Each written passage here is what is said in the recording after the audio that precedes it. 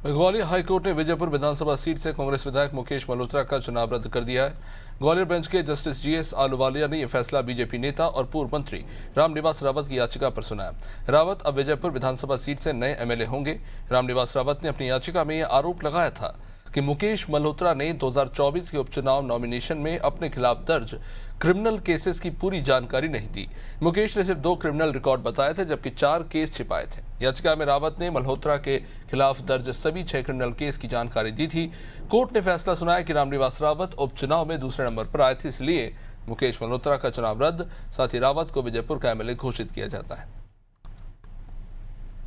मेरी जो election petition थी, मैंने आपराधिक प्रकरणों की जानकारी छुपाने के आधार पर इलेक्शन पिटीशन माननीय न्यायालय ग्वालियर में प्रस्तुत की थी, वो स्वीकार हो गई है और उसकी सदस्यता शून्य घोषित कर दी। तो अभी क्या कहा है कोर्ट ने क्या ऑर्डर किया है? ऑर्डर क्या? उसकी सदस्यता शून्य घोषित कर दी। नहीं तो क्या आपको कमान दे दी है? क्या है विजयपुर का जैसे बताया था? कितना लंबे समय तक ये आपका संघर्ष चला था? क्या क्या अपराध उन्होंने छुपाए थे? अपराध छुपाए थे, उसकी पूरी जानकारी एफिडेविट में दी हुई है। नहीं, ये कहा गया है शायद कि रामनिवास जी को वहाँ विधायक माना जाए, ऐसा कुछ है। हाँ, हमें डिक्लेयर भी घोषित किया है, लेकिन उसको अभी अपील करने का समय दिया हुआ है। देखिए, जो संबंधित मुकेश मल्होत्रा एमएलए थे, उनके चुनाव को निरस्त किया गया है और उनके स्थान पर श्री रामनिवास रावत जी को वहां से विजयपुर से एमएलए घोषित किया गया।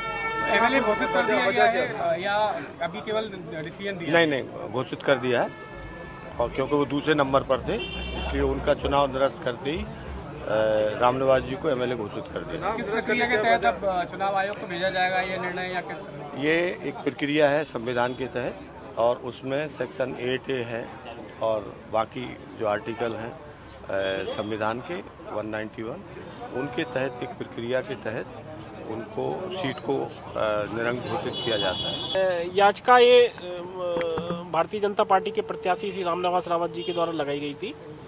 उन्होंने 2 तरह के केसेस बताए थे कि 2 तरह के केसेस की जानकारी छिपाई गई है।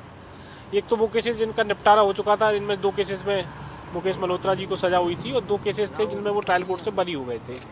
दूसरा उनका कहना था कि उनके खिलाफ 2 पेंडिंग केसेस भी हैं और वो पेंडिंग केसेस में चार्जेस फ्रेम हो चुके थे, परंतु उन्होंने चार्जेस की जानकारी को नॉमिनेशन फॉर्म में छुपाया है।